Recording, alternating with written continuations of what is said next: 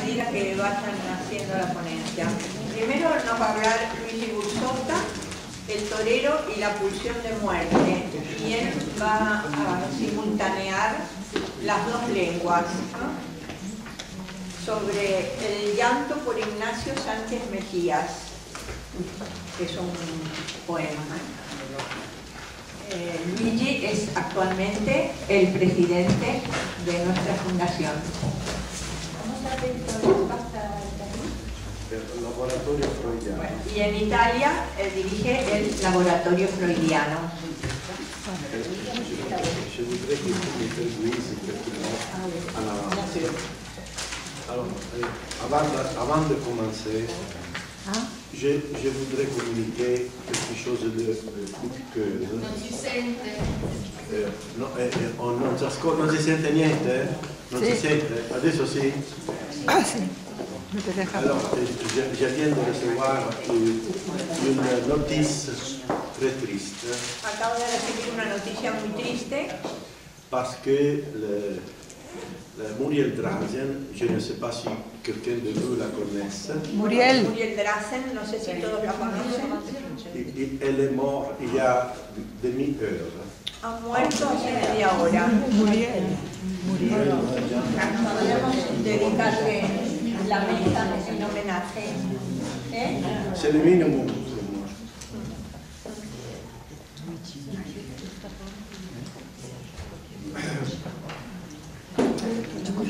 E allora questo llanto Sí,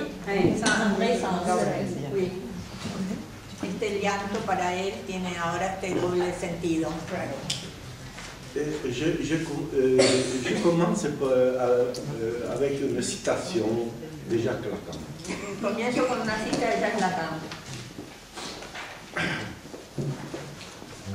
L'instant de mort n'est que la masque de l'ordre symbolique.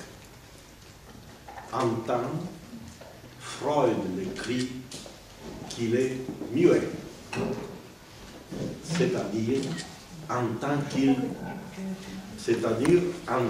qu'il ne s'est pas réalisé. L'ordre symbolique, à la fois non étant et insistant pour être, voilà ce que Freud vise quand il nous parle d'un l'instinct de mort, comme de ce qu'il y a de plus fondamental. Un ordre symbolique en gestion, en train de venir, insistant pour être réalisé. Incidemment, Angessine se dit d'une femme sur le point d'accoucher. El istinto de muerte es solo la máscara dell'ordine simbolico, como escribe Freud, que es silencioso, es decir, como no se ha realizado. El orden simbólico que al mismo tiempo no es y insistente en ser. Eso es lo que Freud está buscando cuando nos habla sobre el instinto de muerte como lo más fundamental. Un orden simbólico en Gesine, es traducible, Angessine, llegando, insistiendo por ser realizado. Por cierto, Angessine es una mujer en punto de dar a luz. Alors, ce qui vient à luz, c'est l'ordre symbolique.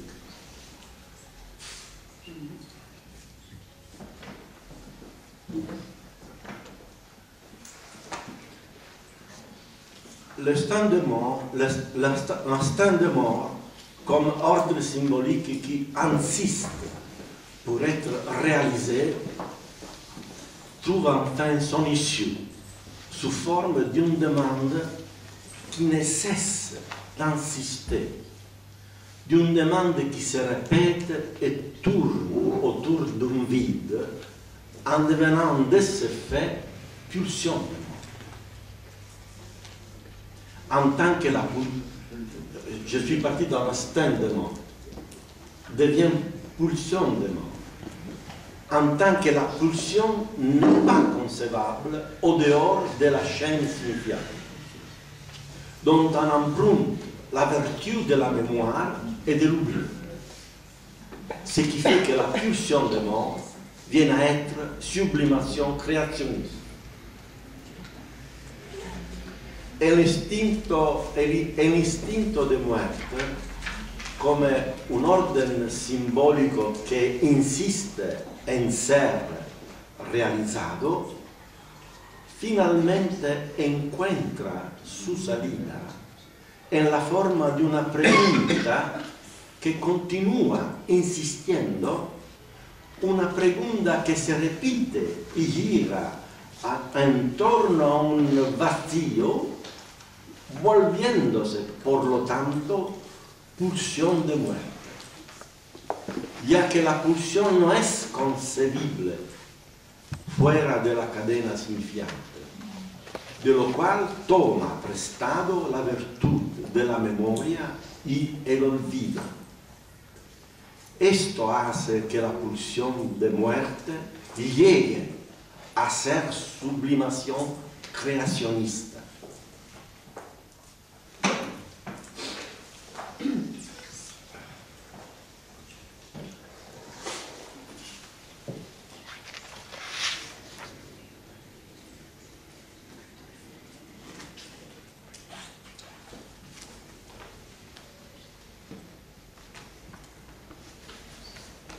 Parmi les formes que peut prendre la demande qui se répète, on peut ranger aussi les figures de la danse des morts engagées par les taures et les toreros dans l'arène, la Véronique. Entre las formas que puede tomar la pregunta repetitiva, también podemos organizar las figuras de la danza de la muerte contratada por el toro y el torero en la arena, la Verónica. L'arène, c'est un espace marqué par des lignes blanches qui délimitent des zones concentriques, 3 degrés où vont s'inscrire les 3 tercios de la corrida. La arena es un espacio marcado por líneas blancas que delimitan zonas concéntricas, 3 grados donde se registran los 3 tercios de la corrida. Perfecto, perfecto. S'il est vrai que le torero enfin est voué à la fonction de matador, la plaza de toros, loin d'être un abattoir, est-elle un lieu réglé par des lois avec un président qui dicte le temps de tout ce qui va se jouer dans l'arène, où se déroule toute une série de passages rituels, rythmés par la musique de la bande de clarines et timbales. Les chorégraphiques paesello, les sanglants tercio de varas et el tercio de banderillas, qui l'un après l'autre conduisent dans le ruedo à une confrontation directe e irreversible, el tercio de muleta. Si es cierto que el torero finalmente está dedicado a la función de matador, la plaza de toros, lejos de ser un matadero, es un lugar regulado por leyes con un presidente que dicta los tiempos de todo lo que se jugará en la arena, donde se lleva a cabo una serie de pasajes rituales acentuados por la música de la banda de clarinetes y timbales, el coreográfico paseo, el sangriento tercio de varas y el tercio de banderillas, quien uno tras otro conduce en el ruedo a una confrontación directa, irreversible, el tercio de muleta. Ce dernier, c'est un face-à-face entre l'homme et la bête, où chacun s'affronte à son propre destin par rapport à l'autre, et où la loyauté d'esprit dans l'un se fait la garantie pour la pureté de l'expression de la force dans l'autre. Quand le torero finalement s'oublie dans le tort, et ce qui gagne, c'est l'élégance du rencontre. Este último es un encuentro cara a cara entre el hombre y la bestia, donde cada uno se enfrenta a su propio destino, a relación con el otro, y donde la lealtad del espíritu en uno es garantía de pureza, la expresión de fuerza en el otro. Cuando el torero finalmente se olvida de sí mismo en el toro, y lo que gana es la elegancia del encuentro. Federico Garcia Lorca, ça je l'ai dit, si tu peux le traduire, dit qu'à ce point le torero jette son cœur dans les cornes du toro. Federico García Lorca dice que el torero arroja su corazón entre los cuernos del toro.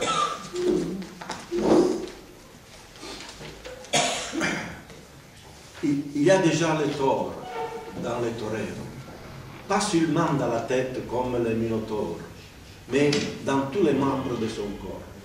L'un et l'autre, le tort et le torero, sont les éléments qui coalescent dans son seul signifiant lorsqu'ils se donnent rendez-vous dans la sable à son cœur de soir, à les 5 de la tarde. Je sais que désormais, ce n'est pas plus à 5 heures de tarde, mais il commence à 6h30, mais peut-être qu'à l'époque, il commençait à 4h30. Parce qu'il est mort. Parce que a las 5 de la tarde, ahora es a las 6 y media. C'est média, que se devient 7 heures. Au moment de la mort, c'est les 7 heures. Comment? Il n'y avait pas les chances d'horaire avant. Ya c'est vrai. Ya existe el toro en el torero, non solo en la cabeza como el minotauro, sino en todos los miembros de su cuerpo. Uno y otro, el toro y el torero, son los elementos que se unen en un solo significante cuando se reúnen en la arena a las 5 de la tarde.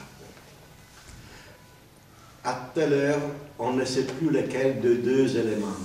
C'est le représentant qui a flocculé avec la représentation en tant que l'un et l'autre font ensemble les signifiants perdus. Vorstellung Repräsentanz. En este momento no sabemos cuál de los dos elementos es el representante que floculó con la representación.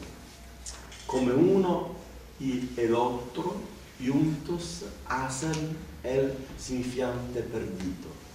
Vorstellung Repräsentanz.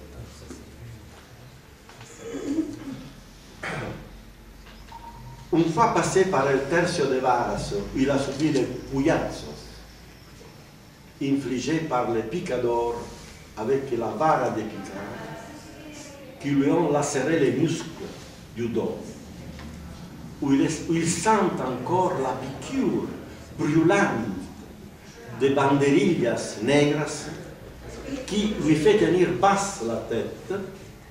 Les taures ne comprennent pas pourquoi il se trouve enfin confronté a un seul homme apparemment désarmé.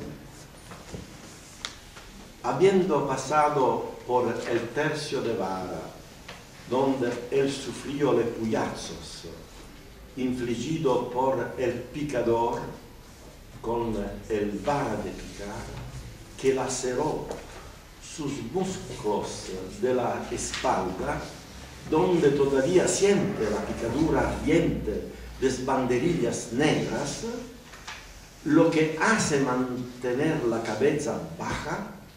El toro no comprende por qué finalmente se enfrenta a un solo hombre aparentemente desarmado. D'après les dernières banderillas de ténèbres, c'est comme ça que les appelle Garcia Lorca, les dernières banderillas de ténèbres, désormais il fait un avec le toro et la danse commence. Después de las últimas banderillas de tiniebla, ahora él y el toro son uno y comienza la danza. Avec des mouvements rapides de poignets, le torero fait vibrer la capote. Et c'est avec l'animation de ce drape qu'il dialogue avec le toro pour obtenir la charge de la cornada. Con movimientos rápidos de las muñecas, el torero hace vibrar la capucha. Y es con la animación de esta tela que dialoga con el toro para obtener la carga de la cornamenta. Provocation qui est une demande de mort, mais qui, avec une élégante tournure de son corps, est transmutée par le torero en une invitation à le suivre, à lui prêter toute l'énergie de sa force pour l'exécution de la Véronica, où les deux sont pris dans le même tour, celui de la demande de mort. Provocación que es una pregunta de muerte, pero que con un giro elegante de su cuerpo es transmutando por el torero, es transmutado por el torero en una invitación para seguirlo y prestarle toda la energía de su fuerza, para la ejecución de la Verónica, donde los dos son tomados en lo mismo turno, el de la demanda de muerte. Dans le ruedo alors s'inscrive le tour de la demande qui se répète à spirale pour générer l'écriture topologique d'un tore, au centre duquel est contourné le désir. En el ruedo entonces se registran las vueltas de la pregunta que se repiten en las vueltas de la demanda. Las vueltas de la demanda, no de la pregunta, de la demanda, que se repiten en espiral para generar la escritura topológica de un toro en cuyo centro se elude el deseo. Que l'autre face du désir ne soit que désir de mort est suggéré par les vers du poète lorsqu'il chante. Que el otro lado del deseo es solo el deseo de muerte, es sugerido por los versos del poeta mientras canta. À las 5 de la tarde, à 5 heures du soir, à l'heure du soleil noir, lorsqu'il sonne l'heure d'Osiris. Ignacio monte par les gradins toute sa mort sur les épaules. A las 5 en punto de la tarde, por los grados sube Ignacio con toda su muerte a cuesta.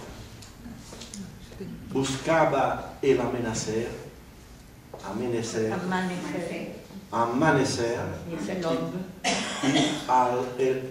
y el amanecer no era. Busca su perfil seguro y el sueño lo desorienta. Porque la hora de Osiris, porque es la hora de Osiris. Il cherchait l'aube et ce n'était pas l'aube. Il cherchait la meilleure posture et le songe légal, parce que déjà sonne l'heure d'Osiris. C'est l'heure, je dis l'heure d'Osiris parce que dans l'ancienne Égypte, digo la hora de Osiris porque dans l'ancienne Égypte, c'était le soleil noir de l'après-midi. Es el sol negro de la fiesta. Qui va vers l'Occident, va vers la mort, le royaume des morts. Hacia el reino de los muertos.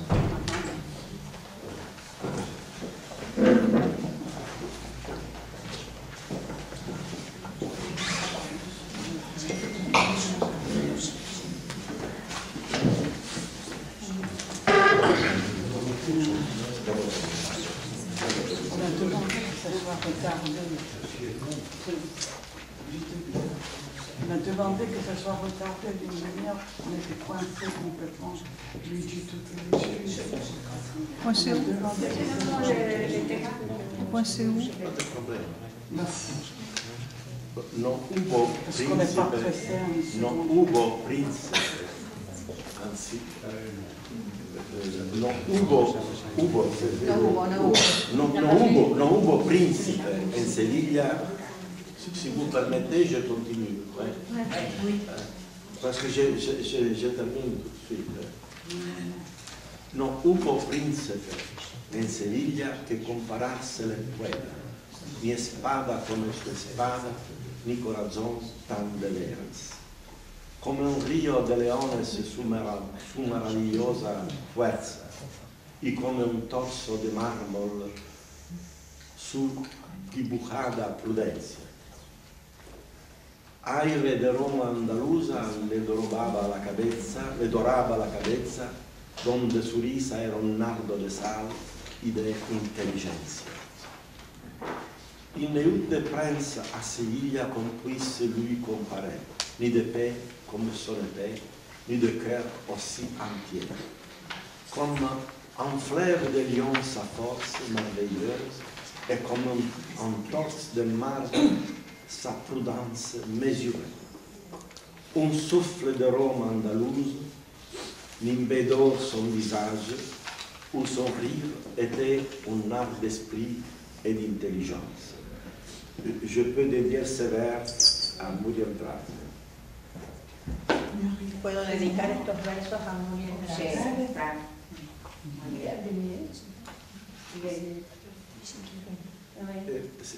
C'est ça, le vers que je viens de dire, parce que je ne suis pas capable de le dire.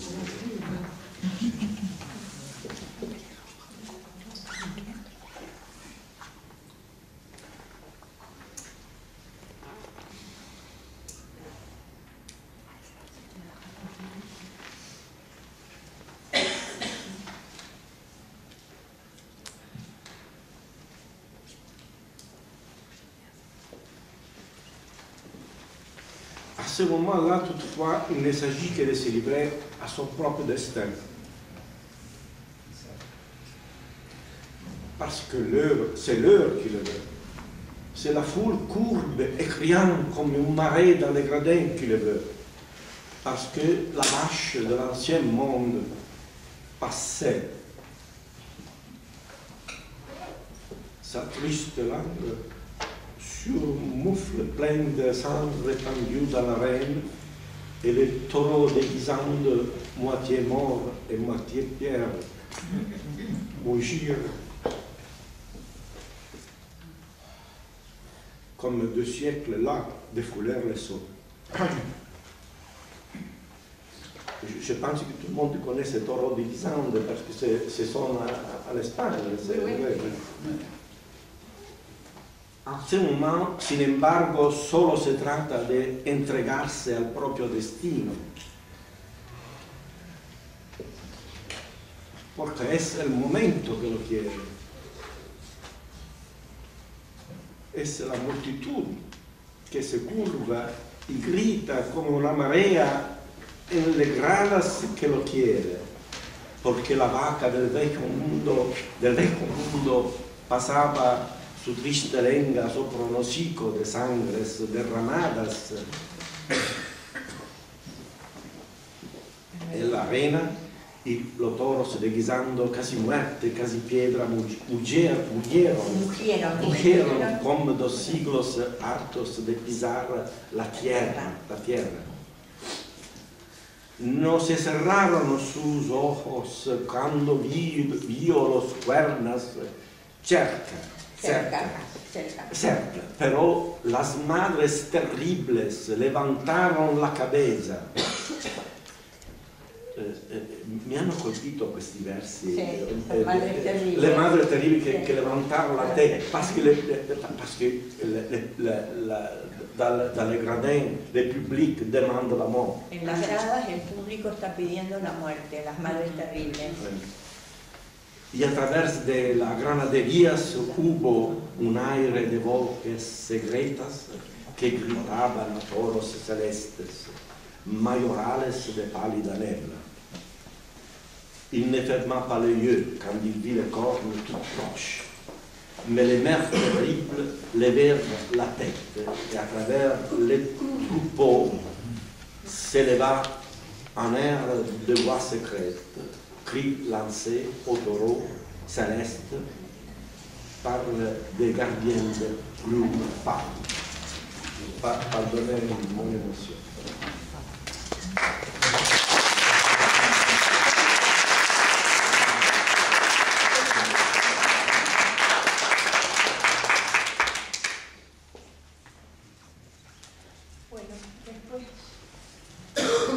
Después de que hemos dedicado este trabajo de Luigi a Muriel Larsen,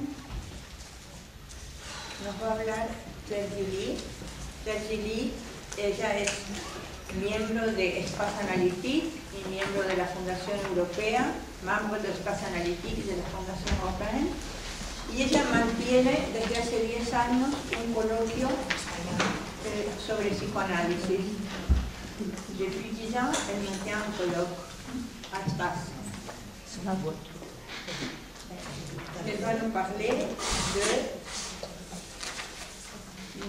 de dénouement du laberinto a la dernière estocada y desenlace del laberinto en la última estocada.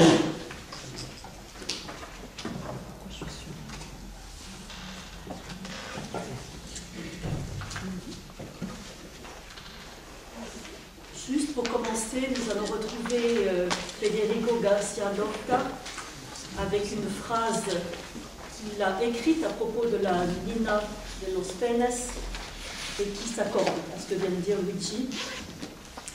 Sa voix ne jouait plus, sa voix à force de douleur et de sincérité lançait un jet de sang. On retrouve le sang qu'elle nous avait invité aussi, Christina.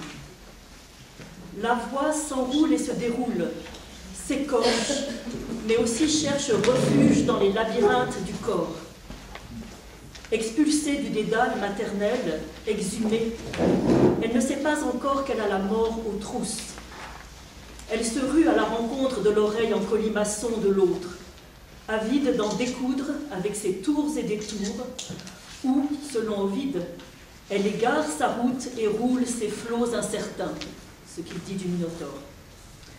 Tour de passe-passe, en attendant la dernière estocade, car il lui faut laisser sa défroque sonore au profit de His Majesty the Word, en habit de lumière, grand serviteur du maître absolu, la mort. D'un silence à l'autre, tel est son destin. Ce premier cri, en quête d'un autre et d'une inscription dans le cœur social, la fait parfois battre en retraite devant cette audace qui la déchire à vouloir jaillir dans l'arène du monde. Elle retourne dans les coulisses du corps, chercher un second souffle avant de reprendre sa course infernale.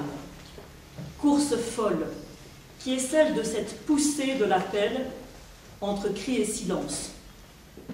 Pulsion invocante, dira Lacan, pulsion révocante, entendons-nous depuis la clinique, et plus spécialement la clinique des sujets bègues avec laquelle je terminerai. Voix rance, disent les gitans d'Andalousie, qui nous livrent des descriptions saisissantes de chanteurs possédés par la voix à l'aide de métaphores héritées de la tauromachie.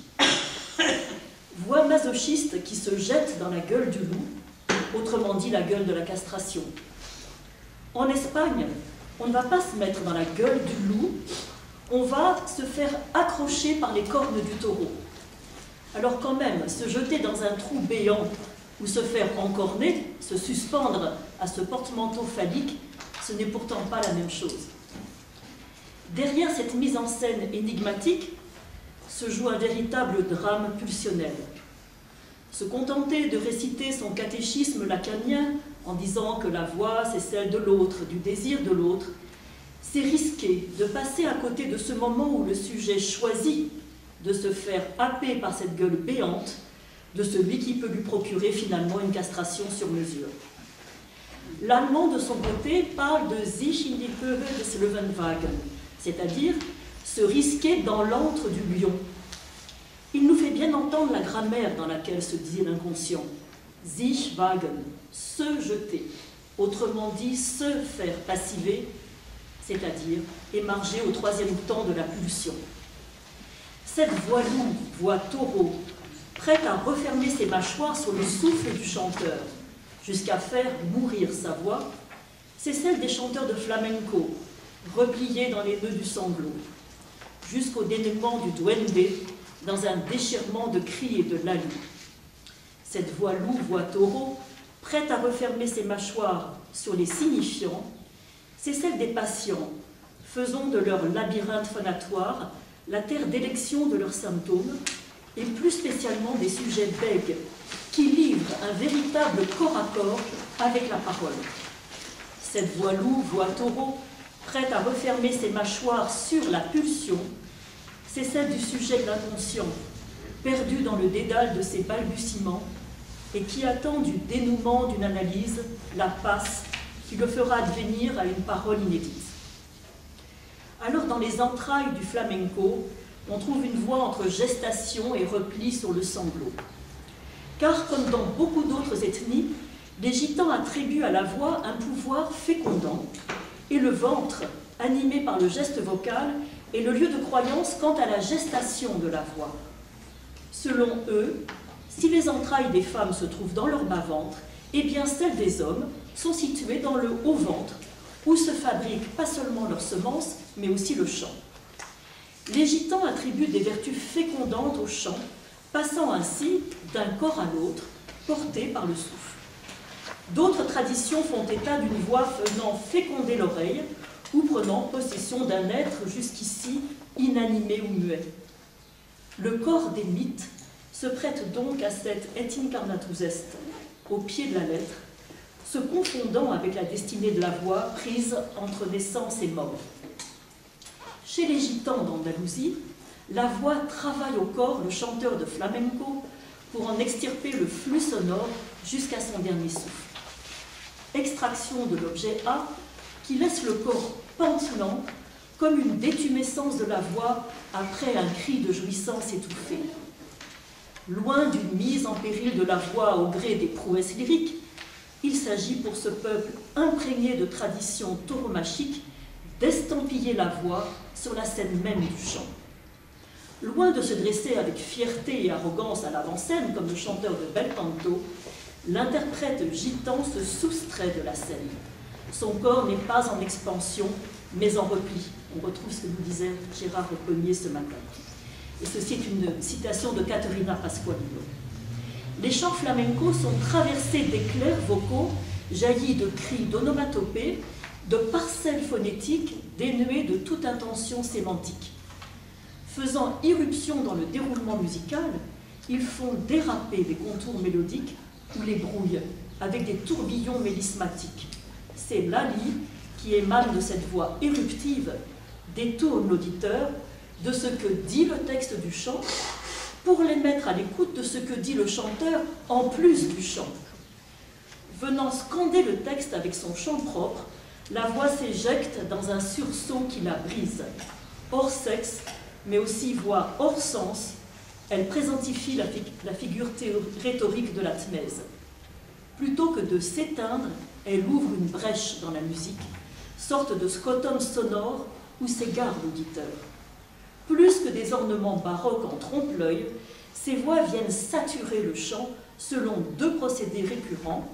L'un, le guangeo, j'espère que je prononce bien, rappelle le sanglot, et l'autre, le baleo, évoque le babillage enfantin, autrement dit la langue.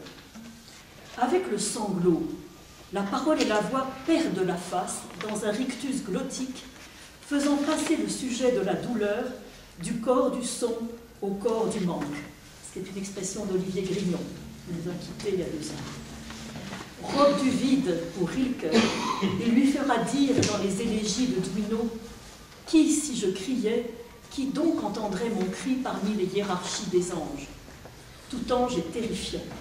Ils me font donc ainsi me retenir et ravaler en moi l'obscur sanglot, ce cri d'appel. Pour Artaud, ce sont des trumeaux, je le cite, grumeaux de corps décomposés, des mots fécaux, des corps putréfiés et entrés en germination dans ce gouffre de la matière immonde. Selon lui, Van Gogh, je le cite, s'est tordu à sa gorge ce nœud de sang qui l'a tué. Le corps xylophène, tel que l'appelle Artaud, permet de chiffrer, déchiffrer cet entre-deux entre stigmates corporels et tracés de la voix, tandis que la langue retrouve des possibilités phonatoires oubliées et ce qu'il appelle ses jeux de jointure. Alors cette voix rance des gitans d'Andalousie est-elle un relent du chauffard? C'est ce culte de la voix enrouée qui a conduit à baptiser cette voix singulière qui caractérise le flamenco, la voix rance. Oralité et vocalité se conjuguent autour de la voix rance et la graisse rance du cochon, animal mythique pour les gitans, trickster ambivalent qui remonte de l'enfer vers les hommes. Le fait de partager la graisse assure le lien entre le monde des vivants et le monde des morts, et l'oreille, introduite dans l'offrande présentée aux défunts, est supposée induire une écoute réciproque des chanteurs et des ancêtres. Dans cette sorte de repas totémique, où sont convoqués les absents dans les 2 registres de l'oralité, la voix est incorporée, de même que le souffle des morts. Autre version de l'appel du chauffard, qui hante le timbre rauque de la voix, du chant diphonique au duende, comme reste de la voix du père de la horde. La voix de l'animal se rue dans ce silence pétrifié des petits autres, présentifie un grand autre et vient prendre place dans le bestiaire vocal de la phobie. La berceuse, c'est l'antidote au hurlement du loup, au hurlement à la mort du chien, au beuglement du taureau. L'enjeu est de faire taire ce phallus sonore, reste totémique du père de la horde. Chauffard bestial qui vient faire scansion, tmès dans le silence ou les hurlements de la foule. Pour Paul-Laurent Assoul, le torero est habillé en habit de lumière pour jouer le phallus dans l'arène, jouer phallus contre phallus avec la corne du taureau. Comme dans Totem et Tabou, il va aller chercher le totem, le faire sortir, et c'est vraiment le mano à mano avec le père bestialisé. Selon Gérard Pommier, je le cite dans une conférence de l'an dernier, la voix de l'animal totémique, sacrifié à la place du Père, rappelle à tout homme qu'il entend le cri du crime des temps anciens et sa culpabilité le réveille. Il s'en souvient, lui qui cria en naissant. Le chauffard, c'est l'agonie du Père divin. Alors ce chauffard est résurgence de la voix du Père, mais aussi appel au Père. Voix enrouée de cette commémoration, voix ravalée au moment d'une révélation sidérante, le sanglot comme le bégaiement incarne une condensation du triptyque sonore du chauffard. Il réunit en un même son l'intériorité, tekiya en hébreu, le gémissement saccadé du déchirement, shevarim, et les lamentations adressées à l'autre divin, teruah. Dans ce jeu à qui tout double, entre la voix en passe de rupture et le silence en passe d'être brisé, il existe d'autres moments déconcertants lors des fêtes gitanes. Il arrive effectivement que le chanteur interrompe sa performance au moment où l'on s'apprête à le voir se donner à fond. Alors qu'il chante assis, bras levés au ciel, il embrouille les derniers mots, les rend inintelligibles ou les remplace par d'étranges sonorités. Il étrangle sa voix, par exemple, puis il se lève et ébauche un pas de bouleria et quitte brusquement l'assemblée, le but étant de se rendre imprévisible. J'en arrive au son noir du duende. Au moment le plus paroxystique de ce chant, le corps est pris d'une sorte de convulsion. Le chanteur dit alors vomir sa voix et même vomir le sang, ou encore il vomit ses tripes. Un étrange silence s'installe. Au sang noir de la voix répond le silence, son noir, comme il est rituellement désigné. Cantus obscurior, chant obscur, aurait dit Cicéron. C'est dans de tels moments que les duendes sortent. Les participants ont la chair de poule, restent cloués sur place, se mettent à pleurer. Certains affirment que le son émis par le chanteur descend en eux jusqu'aux entrailles et se disent possédés par une force extérieure. Le duende est une saisie du corps par la voix jusqu'à la transe, donnant à ce flamenco l'aspect d'un cri convulsif qui en fait son emblème. Un étrange forda s'installe entre étranglement de la voix jusqu'au cri et son noir, silence ondulé pour Federico García Lorca. Pour lui, le duende relève d'une inspiration sacrée. Je le cite, c'est un dire du sang, une création en acte, une lutte extrême, une communication avec le Dieu d'un peuple de contemplateurs de la mort. Derrière ce silence de mort se tapit une dimension de l'indicible touchant à une vérité qui confine au mysticisme. Vérité indiscutable que les gitans nomment Chachipen et qui ne peut venir que de ceux qui font autorité, les morts. Rendu à ses dernières extrémités, la voix à bout de souffle conduit le chanteur en littoral de l'au-delà. Pour García Lorca, le duende est démon intérieur et il place le flamenco au même niveau que la tragédie grecque, au même titre que Cocteau, qui dans le Testament d'Orphée utilise la fête flamenca pour exprimer le sens caché de la tragédie grecque. García Lorca rend éloge au poème du Cante Rondo, chant primitif andalou, et dit de ce duende, chant profond, je le cite, qu'il est ce que quelques-uns d'entre nous portent en eux, cet être mystérieux, mi-diabolique, mi-angélique, ou les deux à la fois, qui a coutume d'inspirer ceux qui croient en lui.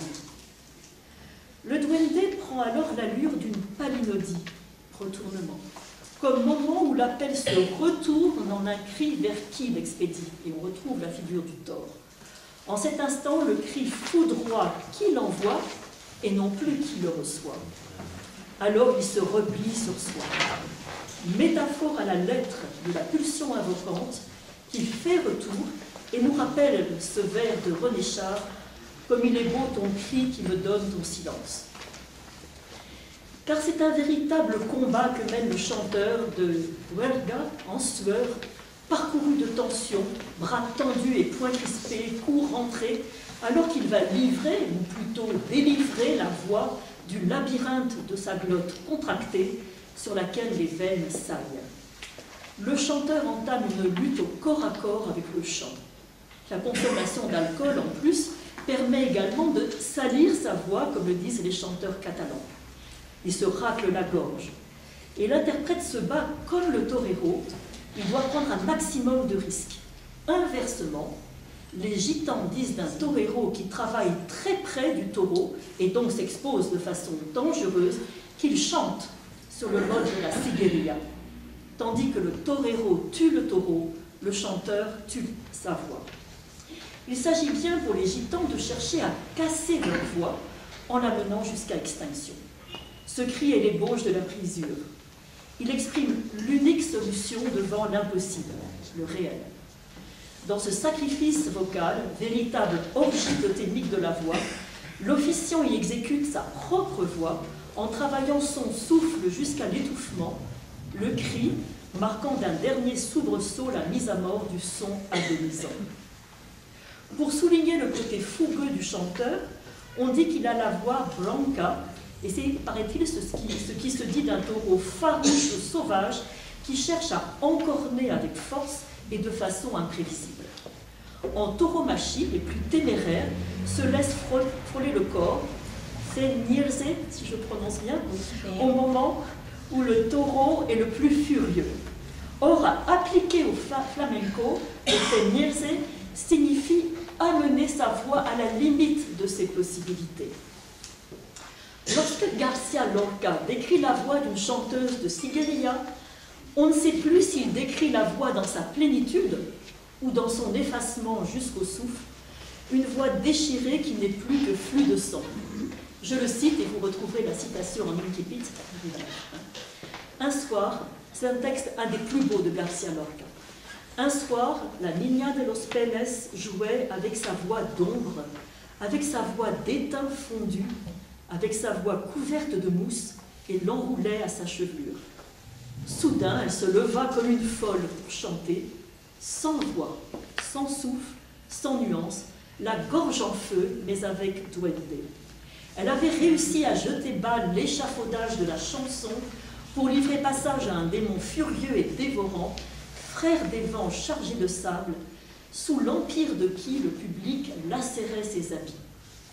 La Niña de los Peines dut déchirer sa voix, car elle se savait écouter de connaisseurs difficiles qui réclamaient une musique pure avec juste assez de corps pour tenir en l'air. Elle dut réduire ses moyens, ses chances de sécurité. Autrement dit, elle dut éloigner sa muse, attendre sans défense que le duende voulut bien venir engager avec elle le grand corps à corps. Mais alors, comme elle chanta, sa voix ne jouait plus, sa voix à force de douleur et de sincérité lançait un jet de sang. Alors je finirai par la clinique du sujet bègue, ayant conduit cette métaphore jusqu'au bout, parce qu'il est vraiment pris pour moi entre la première et la dernière estocade. Je m'explique. Ces chants viennent consonner avec les avancées conceptuelles de la pulsion invocante. Elle fait un détour par l'autre avant de retourner à sa source, cercle glottique qui est lui aussi une figure du tort. Émis à partir du ventre, le son retournerait dans la bouche pour redescendre dans les entrailles. À ce moment, selon les gitans, le chant se lance et s'avale, les deux mouvements en même temps. Que la voix se lance et s'avale, c'est ce que nous fait entendre le sujet bègue, qui fonce, tête baissée comme le taureau, dans le signifiant et se heurte au couperet des consonnes. Voix bègue qui bute sur le signifiant et se fait buter. En français, buter, c'est se faire tuer. Par la parole, il répète comme il achoppe. N'est-ce pas ce rictus du sanglot qui déforme aussi le visage du bègue, anticipant la dérobade de la voyelle, obturée par la cisaille consonantique? Ceci nous renvoie à cette définition lacanienne de la voix reprise par Michel Poisat. La voix est une part du corps qu'il faut consentir à perdre pour formuler une chaîne signifiante. Le sanglot et le bégaiement, comme voix du corps, parlent de cette jouissance perdue d'une origine de langue entre parole et silence. Autre version de l'objet A, ils se font plutôt pulsions révocantes qu'invocantes, faisant s'embourber la voix là où le chemin de la parole lui était tout tracé, vouant cette dernière à la défaite vocale. Cette révocation de la voix qui joue sa disparition au lieu même de sa naissance fait du sujet appelé à prendre sa place de par l'être un être pris entre deux sanglots, entre deux bégaiements. L'analyste qui se met à son écoute tend l'oreille vers cette parole qui oscille entre hésiter et exister dans le labyrinthe de la langue. Là où, je cite Ovide, Minos veut dérober au monde la honte de son hymen, Minos veut dérober au monde la honte de son hymen, et où le bégaiement vocal se double d'un bégaiement sexuel. Ce bégaiement au plus intime du corps fait entendre le mot en gestation dans les limbes d'un souffle, dans cet entre-deux-morts, celui de l'attente, entre silence et parole, et qu'un de nos analysants becs appelait l'antichambre de la parole et du sexe. Ce serait une erreur de penser qu'il y a d'un côté une voix, de l'autre une perte, et que la seconde est le passage obligé qui mènerait aux retrouvailles avec la première. La voix est la perte elle-même, elle joue à quitte ou double avec cette perte, elle fait entendre un semblant de voix là où le sujet s'égare dans un no man's land vocal. C'est un cri d'appel par le vide, c'est une mise à l'isolement, c'est un coup de grâce qui est porté au temps suspendu entre soi et l'autre, un silence qui dénonce le silence de l'innommable et le chaos du silence originaire, silence gravide où s'origine la voix en passe d'advenir à la parole.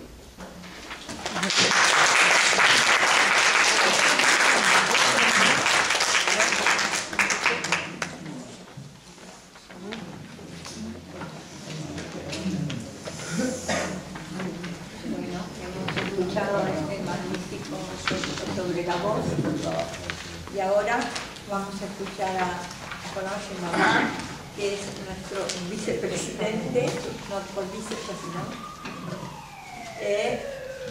aussi membre de l'association Lacanienne Internationale. Il nous parle de à quel symptôme pourrait répondre l'abolitionnisme vegan. ¿A qué síntoma podría responder el abolicionismo vegano?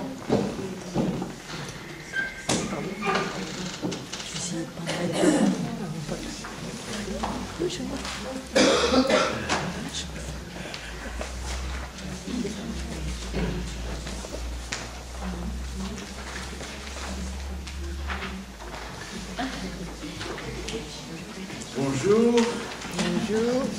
Je vais un peu transformer le début de mon intervention pour tenir compte de la discussion de ce matin avec Belén Rico. Yo voy a transformar un poquito mi intervención para tener en cuenta el texto de Belén Rico. Est-ce que la corrida recule parce que les valeurs phalliques elles-mêmes reculent? ¿Acaso la corrida recula porque lo fálico recula? Peut-être. Quizá. Mais je voudrais éclairer un autre aspect de ce qui l'a fait reculer. Pero quiero aclarar otro aspecto que la hace recular.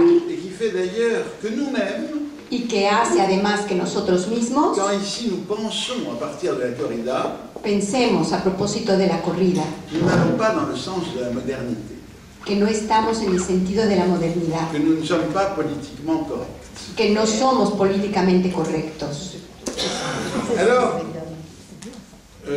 je vais tenter d'analyser Voy a intentar analizar à partir d'un autre point a partir de otro punto ce qu'il y a à l'arrière-plan des critiques de la corrida qui sont si fréquentes. Non, ça c'est traduit, hein, le texte. Vous avez le texte en espagnol, hein, donc c'est juste le début. Voilà. Donc je vais tenter d'analyser ce qu'il y a à l'arrière-plan des critiques de la corrida qui sont si fréquentes aujourd'hui. Il y a quelques décennies, les plus grands artistes, les plus grands écrivains, Picasso, Michel Leiris, savaient trouver dans cet art hors pair un enseignement sur nos passions les plus vives. Henriet, le célèbre psychiatre et ami de Jacques Lacan, fondait à cette époque le Club Taurin de Paris, sur le site duquel vous trouverez d'ailleurs, si ça vous intéresse, un texte que j'ai écrit en partant de cette création. Mais nous n'en sommes plus là. La tendance dominante est actuellement de considérer que la corrida n'est plus acceptable à une époque où l'on se soucie de la condition animale. Je respecte bien entendu l'expression des personnes sensibles qui se disent bouleversées par ce qui se passe dans la mer. Mais je voudrais débattre avec vous une question un peu différente. Est-ce que le refus de la corrida ne constitue pas, au-delà des protestations de la sensibilité, la pointe émergée d'un rapport aux animaux qu'il faut aujourd'hui interroger? Il faut l'interroger parce qu'il nous apprend sans doute beaucoup sur la subjectivité de notre époque. Ou encore, je dirais, sur les symptômes sociaux de notre époque. Ce que je vise en disant cela, c'est d'abord ce que l'on appelle l'animisme. Excusez-moi, lapsus, l'animalisme. Je ne sais pas si l'animalisme et l'animisme, c'est pas impossible, mais c'est de l'animalisme que je parle. Donc je vise l'animalisme, d'abord, ensuite une de ses variantes extrêmes, l'idéologie végane, et pour préciser un peu ce que j'espère apporter, je dirais qu'il s'agit essentiellement de tenter, concernant notre civilisation, un diagnostic clinique. Cependant, il me faudra du temps pour décrire les phénomènes dont je parle, et de ce fait, pour leur interpellation, je devrais me borner à des hypothèses. Par ailleurs, disons aussi que je ne chercherai pas à faire une lecture analytique de ce que c'est que le rapport de l'homme au taureau. Ce taureau qui, pour Gérard Pommier, par exemple, a toujours symbolisé le père totémique. C'est une interprétation qui a une large part de vérité, mais ce n'est pas de cela que je m'occuperai. Les animalistes, les véganes, ne défendent pas spécialement le taureau. Ils veulent défendre en général les animaux, et cette défense des animaux est devenue, au fil des années, de plus en plus radicale. Disons qu'il y a eu deux approches successives. La première, qui n'a d'ailleurs pas disparu avec l'apparition de la seconde, qui fait qu'actuellement elle coexiste. La première, donc, c'est celle que l'on désigne comme welfarisme, de l'anglais welfare, bien-être. La seconde, c'est la tendance dite abolitionniste, et c'est celle qui représente à proprement parler le courant végan. Pour commencer, donc, le welfarisme, les welfaristes. Ils ont introduit des thèmes qui se sont beaucoup diffusés. Ils ont attaqué en particulier les formes de l'élevage industriel, qu'à présent chacun connaît, et qu'on ne peut que désapprouver.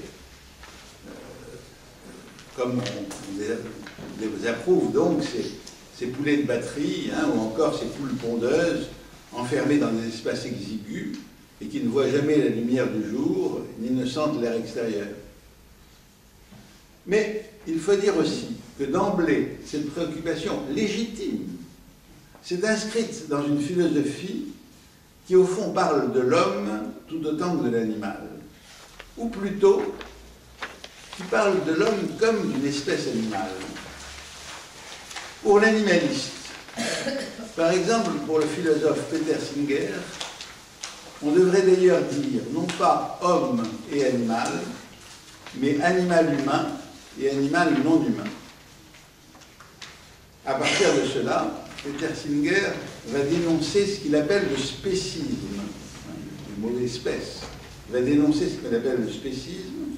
Pour lui, de même que le raciste est celui qui discrimine les gens de notre race, qui leur attribue un statut ou des droits inférieurs, de même le spéciste userait de discrimination envers l'animal Je traite de discrimination envers l'animal. Par exemple, non, vous noterez d'ailleurs, que l'antispécisme va assez loin. Par exemple, si un homme estime que le sort de telle bête sauvage l'indiffère, mais qu'il ne supporterait pas qu'on fasse du mal à un chien ou à un chat, Singer va le traiter de spéciste. On doit accorder à tous les animaux la même égalité de considération. Retenons surtout, cependant, ce qui constitue la base philosophique de la pensée de Singer. C'est l'utilitarisme. L'utilitarisme, vous le savez, constitue une doctrine morale selon laquelle il est bien, au sein d'une société donnée, de maximiser le bonheur ou le bien-être du plus grand nombre. L'animaliste étend cette préoccupation à l'animal, et dès lors il doit entrer dans une casuistique. L'utilisation des animaux dans les cirques, par exemple, peut causer des désagréments pour ces animaux. Mais, parallèlement, nous savons, c'est la cause des satisfactions à nos jeunes enfants. Comment déterminer alors ce qu'il convient de faire? Toute la discussion, va reposer sur une distinction implicite. Une distinction entre ce qui constituerait un vrai besoin et ce qui est seulement un désir. Beaucoup d'animalistes, je ne parle pour l'instant pas des véganes, beaucoup d'animalistes admettent la chasse lorsqu'elle constitue le seul moyen de subsistance d'une population donnée. On ne peut pas, pense-t-il, demander aux Inuits d'abandonner leur alimentation carnée pour cultiver des céréales sur la banquise. Mais il faut, dit quelqu'un qui s'appelle Jean-Gène Villemer, il faut distinguer le nécessaire du futile, le besoin nécessaire du désir. La chasse de subsistance, de la chasse sportive ou de loisir.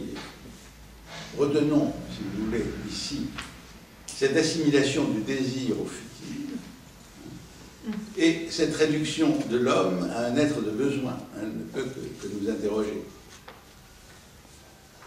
On peut d'ailleurs aller un petit peu plus loin en renvoyant à ce que dit Jean-Gène Villemer des insectes. Peut-on détruire, se demande-t-il gravement, peut-on détruire des millions d'insectes pour protéger nos récoltes? Oui, répondent certains animalistes. Villemer les cite, les discute. Oui, répondent certains animalistes, mais pour Villemer, on ne peut pas en rester là. Peut-on justifier, demande-t-il, le massacre de millions d'insectes pour protéger un champ de tabac? Ou lorsque les dégâts causés par les insectes ne sont qu'esthétiques?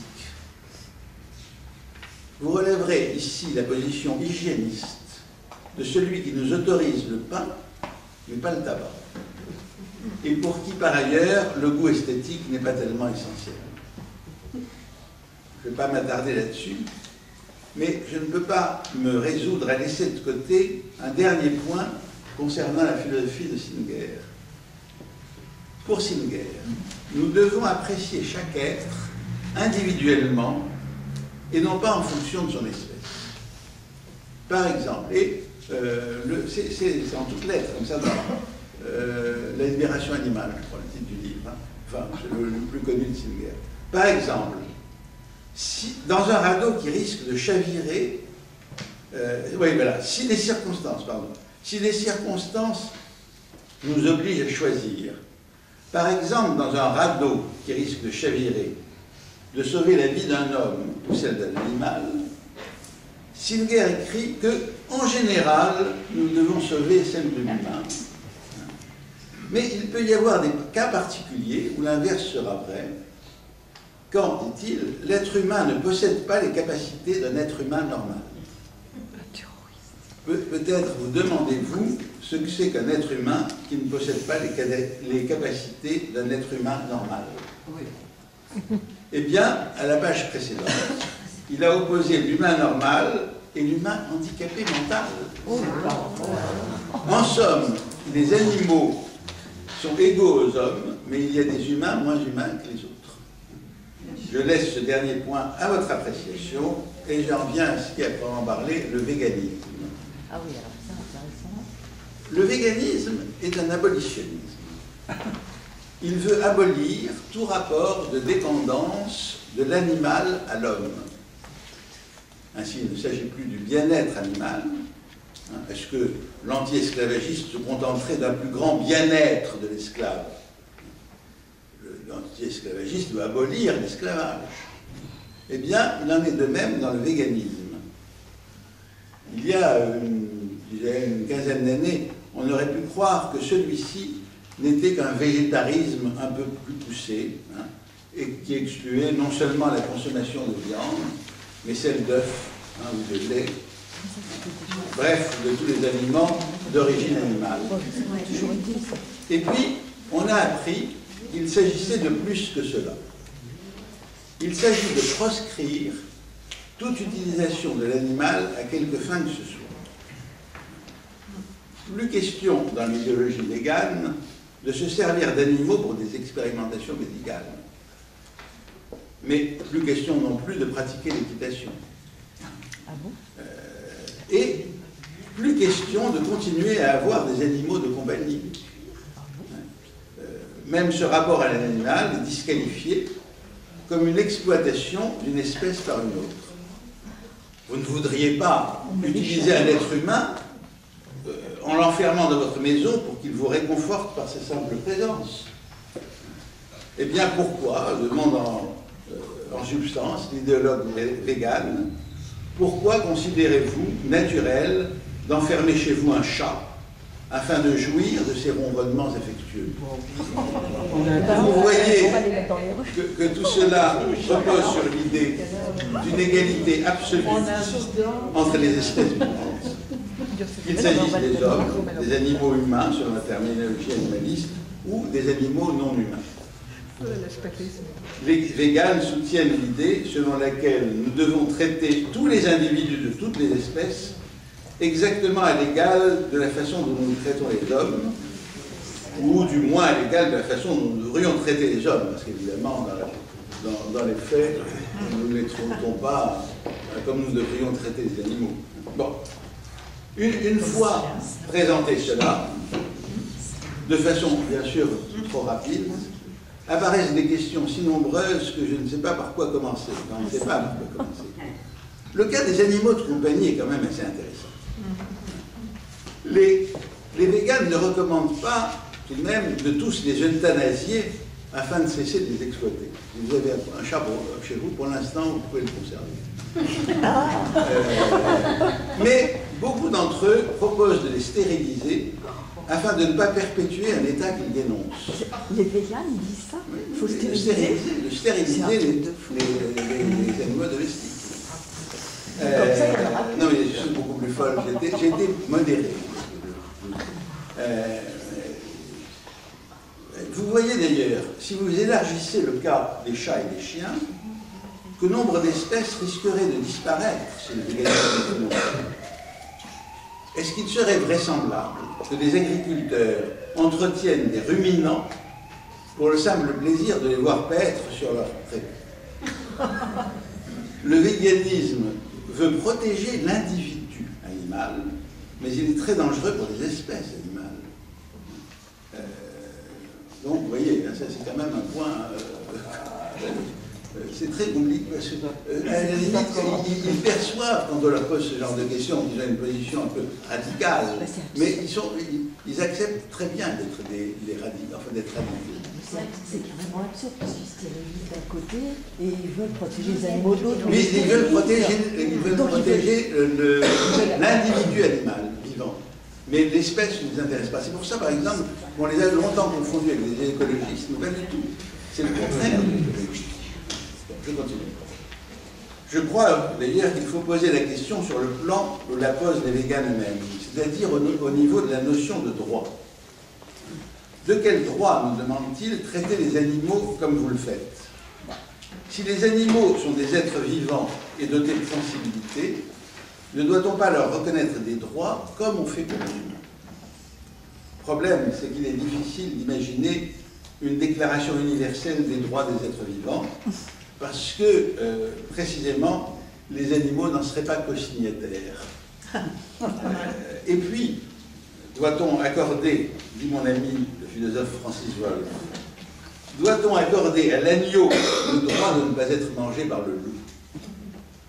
On voit que cela contredirait le droit du loup à ne pas mourir de faim. Et encore, je n'introduis pas l'homme d'emblée. Est-ce qu'on doit établir un droit du moustique à ne pas être écrasé par l'attaque énervée d'un homme qui cherche le sommeil? Je ne vois pas ce qui devrait interdire à l'homme de se révolter contre l'agression du moustique. Je ne sais pas si vous avez entendu parler des jaïns. Jaïn, J-A-I-N-S. Le jaïnisme est une religion très ancienne.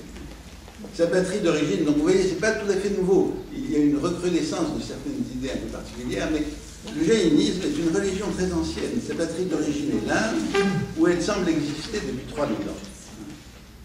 Pour ma part, je ne l'ai découverte qu'indirectement, récemment. C'est comme ça. Je l'ai découverte dans un roman de Philippe Roth, qui s'appelle Pastorale américaine. Roman où une jeune fille, après un épisode terroriste, où elle a causé la mort de plusieurs personnes, s'est convertie au jaïnisme. Lorsque son père la retrouve après plusieurs années sans nouvelles, elle est en train de retourner sa pulsion destructrice contre elle-même en adhérant à un ascétisme qui fait d'elle un cadavre ambulant. Forme de pulsion de mort. Mais c'est là que j'ai appris que les jaïns vivent en mettant en permanence, alors j'ai appris beaucoup de choses sur les jaïns, mais par exemple, qu'ils vivent en mettant en permanence un voile devant leur bouche, qui est censé leur éviter de tuer des insectes, des moucherons par exemple, en les gobant par inadvertance. Donc, si vous regardez dans Google jaïn, les images, vous voyez beaucoup de personnes avec des voiles devant la bouche, qui portent en permanence. Comment ça s'écrit? J-A-I-M. Alors, j'en viens à quelques hypothèses psychanalytiques. Il me semble que le fond sur lequel il faut penser le développement du véganisme tient dans le fait que la pulsion de mort,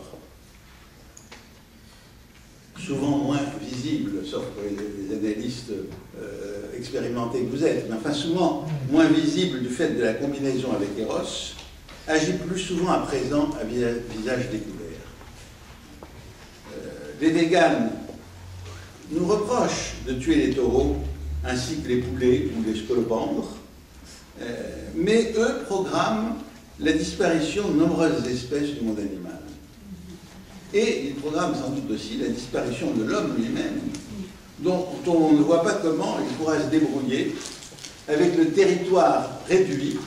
On parlait de territoire ce matin, avec le territoire réduit que lui laisseront des espèces sauvages qu'on ne contrôlera plus. Est-ce que vous me trouvez trop extrême? Si c'était le cas, peut-être pourrions-nous entendre sur quelques points moins extrêmes. Vous avez vu qu'avec la notion de droit des animaux, j'ai posé la question de l'égalitarisme que voudraient instaurer les véganes entre toutes les espèces vivantes. Cet égalitarisme, il faut bien le dire, a quelque chose de délirant.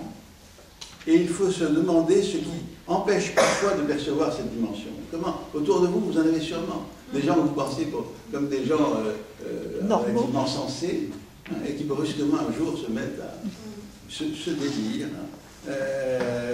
Je me demande si l'égalitarisme absolu ne marche pas, il ne fonctionne pas, parce qu'il renvoie à une sorte de phobie de toute différence ou de toute dissymétrie assez caractéristique de notre civilisation. De façon très légitime, nous nous élevons souvent contre les inégalités. Mais est-ce qu'il ne se glisse pas, parfois, dans notre souci égalitariste, une méconnaissance de la dissymétrie des places? Cette dissymétrie qui est tout de même difficile d'éliminer au niveau des relations sociales, tout autant qu'au niveau des relations entre hommes et animal. Peut-être certains penseront ici, comme je l'ai fait, au déboire qu'eut Léo Ferré lorsqu'il voulut faire de son singe Pépé sa fille, et lorsqu'il tenta de l'élever comme tel. C'est pas bien fini, l'histoire. C'est un exemple. Mais, après tout, est-ce que c'est pas aussi au niveau de nos enfants eux-mêmes, et non pas au niveau des singes dont nous devrions faire des enfants, est-ce que ce n'est pas au niveau de nos enfants eux-mêmes qu'il risque souvent aujourd'hui d'y avoir un glissement qui défait la dissymétrie? Comme lorsque des parents s'épuisent à expliquer à un enfant bien jeune ce qu'il vaut mieux ne pas faire, en tentant de rester toujours sur le plan des explications rationnelles, ce qui n'est pas toujours le plus satisfaisant. Et alors enfin, j'ai évoqué la façon dont l'animaliste tente de situer l'homme sur le plan de l'utile, du besoin, et pas sur celui du désir. Peut-être devinez-vous qu'en parlant de ce qui fait obstacle au désir, je ne peux pas éviter de penser à ce qui dysfonctionne entre hommes et femmes, et dont on s'est mieux aperçu ces derniers mois à l'occasion de la campagne contre les agressions sexuelles. Et alors je dirais que les psychanalystes, qui, comme chacun, sont conscients de ce qu'ont à subir un certain nombre de femmes, de ce qu'ont eu à subir, de ce qu'elles continuent à avoir à subir quand elles sont dans des positions d'inégalité. Mais les psychanalystes pourraient peut-être en même temps se poser quelques questions sur quelque chose qui transparaît sans doute à travers cette campagne, quelque chose qui m'apparaît moins comme une guerre des sexes que comme une phobie du sexe. J'ai vu passer, défiler dans les rues, c'était à Bordeaux, j'ai vu passer récemment une manifestation de la Fondation Brigitte Bardot de défense des animaux. Une des affiches brandies par les manifestants disait « Tuer avec respect, c'est comme si on violait avec empathie ». Eh bien, ce n'est sans doute pas politiquement correct, mais je pense que le torero tue avec respect. Plusieurs l'ont dit d'une certaine façon. Le torero tue avec respect. Et par ailleurs, bien entendu, le viol est une chose insupportable, mais voilà, dans la période précédée, je me suis dit qu'il valait peut-être mieux ne pas confondre des cas réels de viol ou d'agression sexuelle avec quoi? Avec un malaise qui à cette occasion-là s'est manifesté, un malaise qui peut plutôt renvoyer parfois à ce que j'appelle ici phobie du sexe. Une phobie qui apparaît aussi bien aujourd'hui, de plus en plus, dans ce que disent nombre d'analysantes et d'analysants. Phobie qui vient peut-être contrebalancer une injonction sexuelle surmoïque qui avait eu cours dans les décennies précédentes. Je suis aussi un peu sur les traces de Michel Foucault, quand il parle de la volonté de savoir. Bien entendu, tout cela est très discutable. Je ne conclurai d'ailleurs pas, parce que je pense que sur des points un peu compliqués comme ça, il faut absolument laisser les questions ouvertes. Merci.